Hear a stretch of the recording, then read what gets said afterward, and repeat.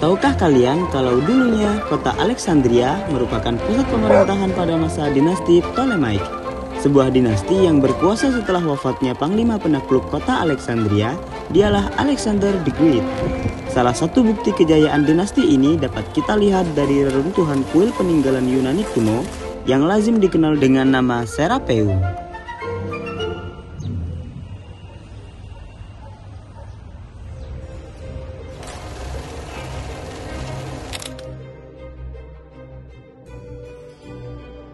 Kuil ini dinamai Serapeum sebagai sebuah penghormatan kepada dewa Serapis, sebuah dewa yang diperkenalkan oleh Raja Ptolemis untuk mempersatukan tradisi agama Yunani dan Mesir kuno.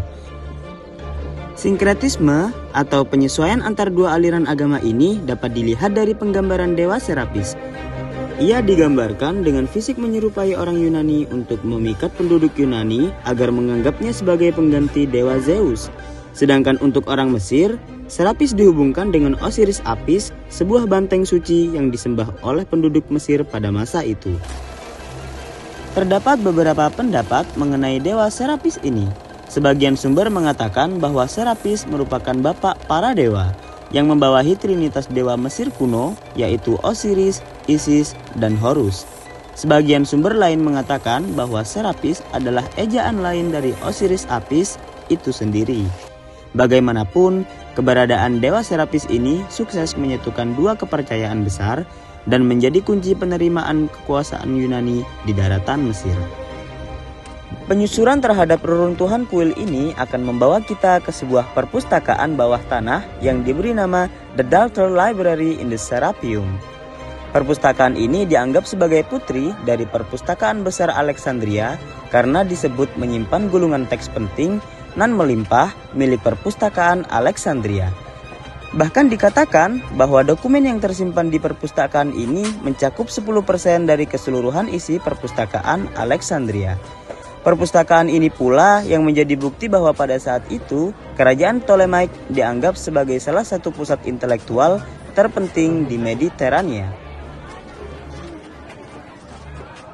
Selain perpustakaan, bagian Serapeum ini juga memiliki galeri bawah tanah yang pada mulanya dianggap sebagai bagian dari perpustakaan tersebut.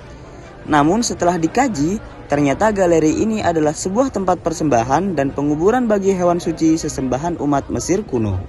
Di dalamnya terdapat dua sphinx Ptolemeus merah yang diduga berasal dari zaman Ptolemis VI, serta patung Isis yang ditemukan di laut dengan benteng Qeitbay.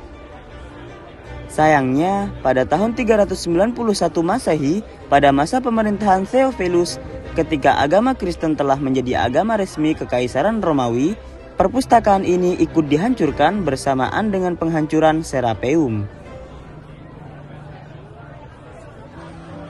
Lokasi bekas Serapeum tersebut kemudian digunakan untuk pembangunan gereja milik umat Kristen. Sedangkan struktur bangunan yang terbengkalai mulai dibongkar dan digunakan untuk pembangunan di kota-kota lain.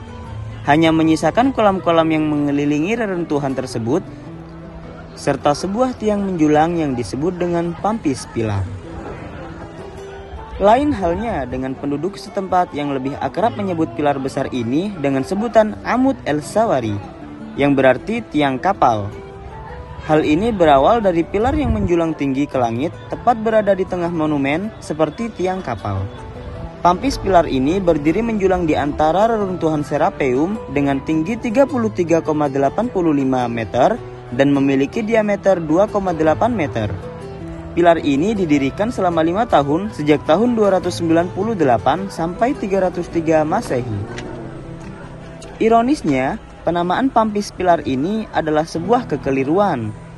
Klaim tentang keberadaan pilar ini yang dihubungkan dengan Jenderal Romawi Gaius Pampi tidak dapat dibuktikan.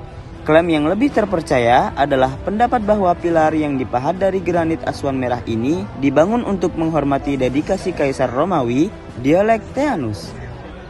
Reruntuhan Serapeum ini menjadi bukti betapa megah dan besarnya kekuasaan Yunani di Mesir kuno. Keberadaannya yang menjadi pusat keagamaan sekaligus pusat intelektual dapat membawa kita kembali kepada bayangan ribuan tahun lalu bahwa agama telah menjadi identitas umat Mesir yang tetap melekat hingga saat ini.